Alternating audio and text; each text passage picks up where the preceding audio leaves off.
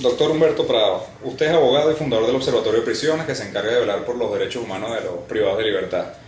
¿Cuál es la situación actual que presentan las prisiones en el país y las policías municipales? Vemos con el caso Polichacao, que hace poco hicieron un reportaje donde se sacó el hacinamiento que hay actualmente en las policías. ¿Cómo usted ve la situación de los derechos humanos de los privados y el control de los planes sobre las prisiones? Yo creo que el gran problema de las cárceles en el país no son los presos ni las cárceles, sino son las autoridades que lamentablemente no tienen experticia,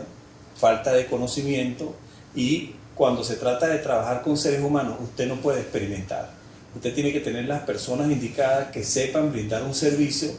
no de privilegio, sino un servicio donde se respeten los derechos humanos, donde la persona que está procesada, su juicio se le haga según lo que establece la ley en el tiempo que establece el Código Orgánico Procesal Penal, y una vez que, si la persona es culpable y tenga una sentencia definitivamente firme, debe ser trasladado a un centro de cumplimiento de pena, donde en ese establecimiento va a trabajar, va a estudiar, va a hacer cultura, va a hacer deporte, bueno,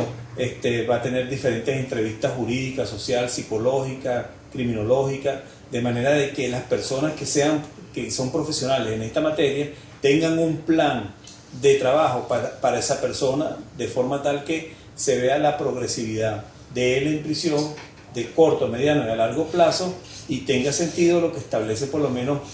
la pena, que no es otra cosa que la reinserción. Cuando tenemos que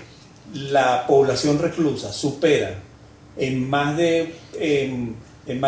170% de hacinamiento, donde tiene que estar una persona, hay 10, donde lamentablemente las personas cuando son detenidas, cuando se van a comer, van a desayunar, van a almorzar y van a cenar, en vez de comer con un cubierto como cualquier ser humano, tienen que comer con las manos, el Estado se va encargando de ir degradando a ese señor. Sé que hablar del tema carcelario no solamente es delicado, sino que las víctimas muchas veces, a mí me gusta hablarle de que no se trata de que una persona que cometió un homicidio, que cometió una violación, o cometió un hurto, o una extorsión, o un secuestro, o ha traficado con drogas, se le dé privilegios, pero hay que saber hablar de lo que puede ser un privilegio, y hay que saber lo que es el derecho de la persona a estar en prisión. Una persona que esté en prisión por haber cometido un delito tiene derecho a tener una cama, tiene derecho a que cuando vaya al comedor se siente en una mesa y coma con un cubierto, tiene derecho a que cuando va al baño por lo menos tiene que haber agua, o tiene que haber una poceta, y no va a hacer sus necesidades en un periódico o en unos envases plásticos, porque entonces se tergiversa totalmente lo que es la pena, y la persona tiene una pena adicional. Además de estar cumpliendo una pena por haber cometido un delito, está pagando otra pena, que es simplemente lo que es lo que nosotros hablamos de lo que es la universidad del delito como tal. La persona que ingresa a una prisión debe estar clasificado por el tipo de delito, grado de peligrosidad, por la edad, por el sexo, si es reincidente, si es primario, si es penado, si es procesado. Esos son principios fundamentales que en ningún momento la persona que está en prisión tiene la culpa de que no esté en esa forma, sino que es la autoridad quien debe darle esa atención, que no lo hace. Y la autoridad se excusa diciendo muchas veces: es que nosotros estamos tratando de hacer lo posible, o es que nosotros heredamos esto de la Cuarta República, y ya tiene esta administración, creo que va a cumplir 3 años esta administración, pero vienen de un proceso donde tienen 17 años, y en 17 años no haber descentralizado una cárcel, no haber resuelto el problema del retardo procesal, no haber resuelto el problema del ocio, no haber resuelto el problema de la corrupción, no haber resuelto el problema del tráfico de drogas y de armas en las cárceles del país, no haber resuelto el problema de tener un personal debidamente capacitado y formado para que atienda a esa persona en prisión. Por eso es que el personal que trabaja en una cárcel tiene que ser muy especial, porque va a atender a una persona que está entrando ya vencido, es una persona que ha delinquido, y cuando ingresa a la prisión usted no lo puede tratar con un palo. Si falla lo que es la parte de la atención, usted simplemente lo que va a recoger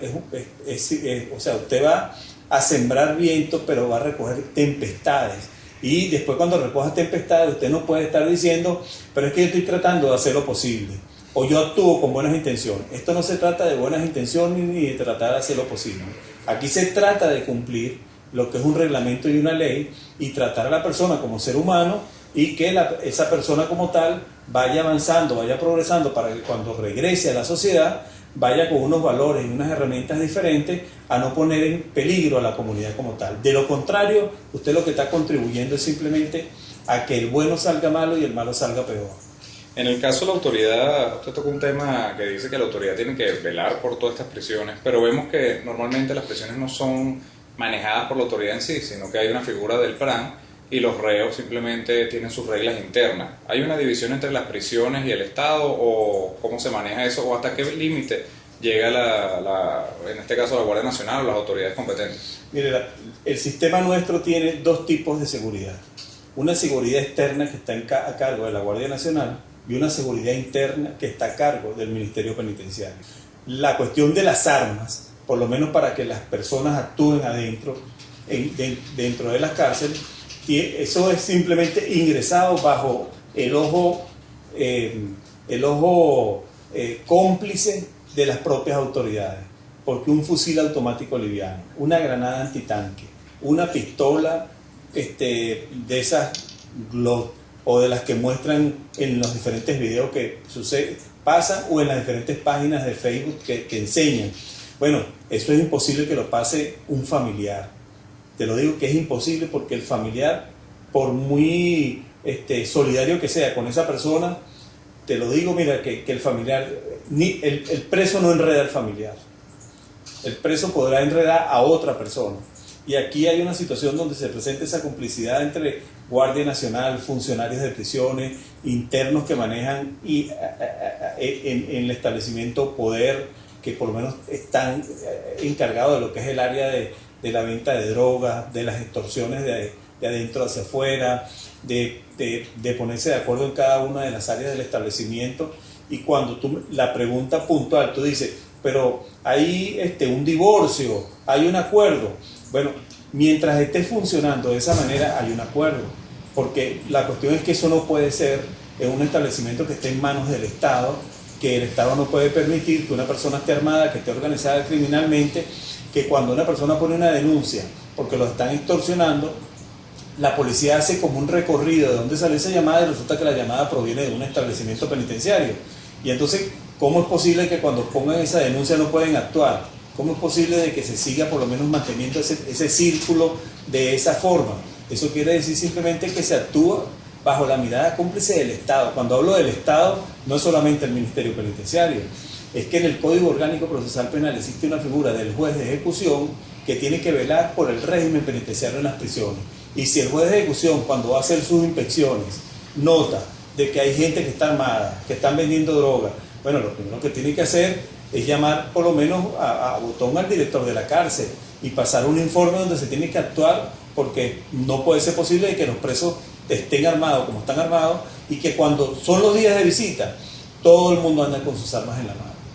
Ponen hasta droga para venderlas en el piso. Entonces, si esto lo sabe el director de la cárcel y se hace de la vista gorda, si lo sabe un juez de ejecución y se hace de la vista gorda, si lo sabe un fiscal de ejecución o de derechos fundamentales y se hace la vista gorda, si lo sabe un representante de la Defensoría del Pueblo y se hace la vista gorda, o se conforman todos en levantar o documentar para hacer un informe sobre eso, y entonces simplemente dice, bueno, yo levanté mi informe y hasta ahí llega entonces tu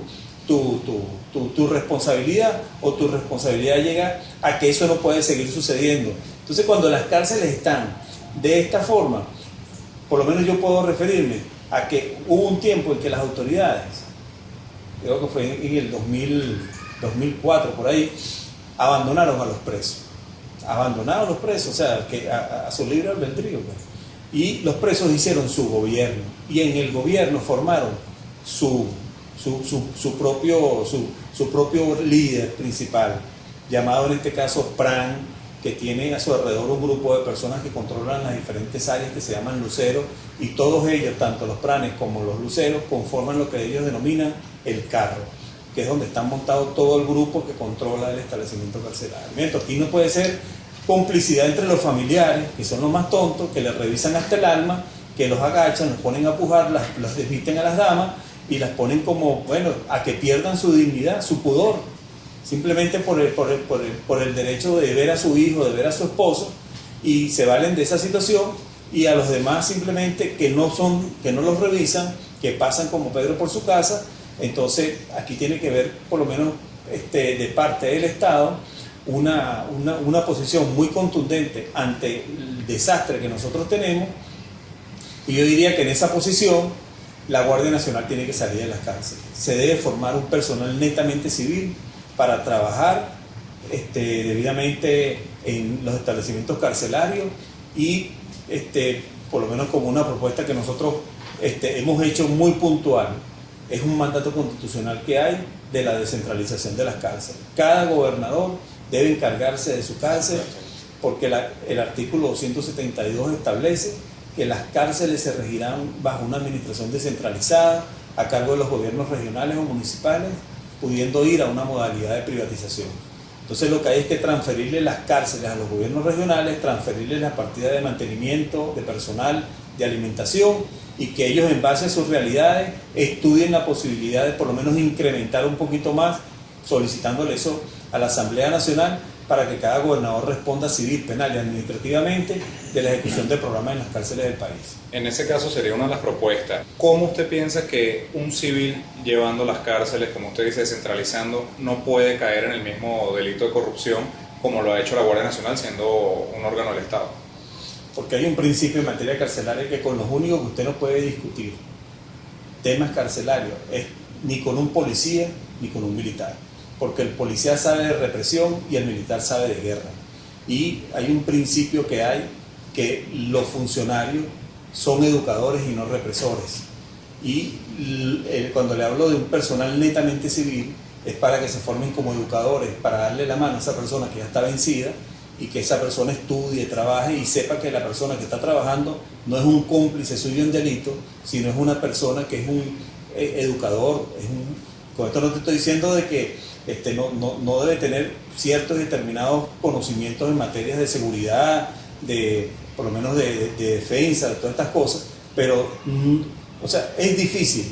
que tú pongas a un policía a trabajar en una prisión y el policía no piense como policía, cuando la situación se trata de reinsertar. Y si metes a un militar, simplemente lo que piensas es en esquemas de guerra, aplicándolo dentro de la cárcel. Entonces, ¿que pueden caer en tentación? Bueno, cualquiera puede caer en tentación. Cuando un sueldo de una persona que trabaja en prisión es un sueldo mínimo para cuidar narcotraficantes, asaltantes de banco, asaltantes hasta de boceta, extorsionadores, secuestradores, y es un ser humano que tiene muchos problemas, bueno, puede caer rápidamente en la tentación de cualquier tipo ilícito dentro de las cárceles. Pero cuando tú haces atractivo el trabajo dentro de las cárceles y tienes, por lo menos como dice la Constitución, de que las cárceles se manejarán con penitenciaristas con credenciales académicas universitarias, usted le está dando un grado a ese tipo de trabajo, y usted tiene que por lo menos ponerle un sueldo en base no solamente a la seguridad, por la inseguridad que corre esa persona dentro de la prisión, sino por la difícil situación que tiene que desempeñar ese profesional, porque no va a trabajar ni con un animal, ni va a trabajar con un desecho. Va a trabajar con un ser humano que, si usted lo quiere rescatar, tiene que tener el mejor personal para que gerencien las cárceles, para que se encarguen de los diferentes programas, y que se ponga, como dice criollamente un dicho, que ponga la mesa en su santo lugar. Pero usted no puede llegar a una cárcel simplemente por ser amigo del partido de gobierno o por ser amigo del gobierno de turno, y entonces te ponen, mire, yo no tengo empleo por ahí, pero sí hay un puesto en una cárcel. Entonces, cuando tú tienes ese tipo de criterio, simplemente le estás haciendo un daño al sistema de justicia y a un programa tan importante como es la reinserción de la persona privada de libertad. Cualquiera puede caer en cualquier tipo de situación, en situación ilícita de corrupción, cualquier ser humano. Pero es más difícil que caiga un civil, netamente civil, debidamente formado, estudiado, que más rápido cae un civil y un policía. ¿Usted qué tomaría como ejemplo otras prisiones que ha visto en el mundo y lo aplicaría a las prisiones en Venezuela? Bueno, yo he visto, por lo menos en Oslo, en Noruega, vi la cárcel más humana del mundo, que es una cárcel que no parece una cárcel, sino que es un edificio de apartamentos, pero que es una prisión. Y cuando tú preguntas dónde el comedor donde hacen la comida, la cocina, ya te dicen que comen de comida de restaurante, cuando tienen una habitación que tienen baño, o sea, su baño privado de regadera, poseta, lavamanos, tienen una biblioteca, tienen una mesa para escribir, tienen su cama y tienen su televisor y una ventana muy grande. Yo recomendaría por lo menos que vieran el modelo noruego y vieran el modelo canadiense, que los presos por lo menos están como en chalet suizo, donde las casas son de 8 habitaciones, en la planta alta y en la planta baja tienen área para ver televisor, para compartir, como en una sala, al lado tienen la cocina y después tienen el lado donde tienen las lavadoras, donde lavan su ropa, y tienen una plaza donde salen a caminar y tienen un supermercado donde ellos salen a hacer su mercado normalmente. Y yo creo que nosotros nos merecemos un sistema que precisamente rescate el ser humano, y si queremos ver los mejores tenemos que olvidarnos de Cuba, tenemos que olvidarnos de Bielorrusia, tenemos que olvidarnos de Rusia, porque eso nunca han tenido sistema. Eso lo que tienen simplemente es un sistema para que la persona se contamine totalmente y se vea a la persona como una cosa y no como un ser humano. El preso es un sujeto de derecho, y como sujeto de derecho se le debe respetar sus derechos humanos. Es difícil cuando uno habla de este tema y está al frente de una víctima, pero es que él no tuvo compasión con mi padre, con mi madre, con mi hermano. Bueno, yo simplemente le hablaría a las víctimas, en verdad, de que si nosotros no hacemos algo para más bien frenar lo que causa la violencia en nuestro país, sino nada más para castigar, vamos a seguir generando más violencia en nuestro país. Y uno tiene que apuntar precisamente a resolver el problema estructuralmente y no con pañitos calientes como hace el Estado.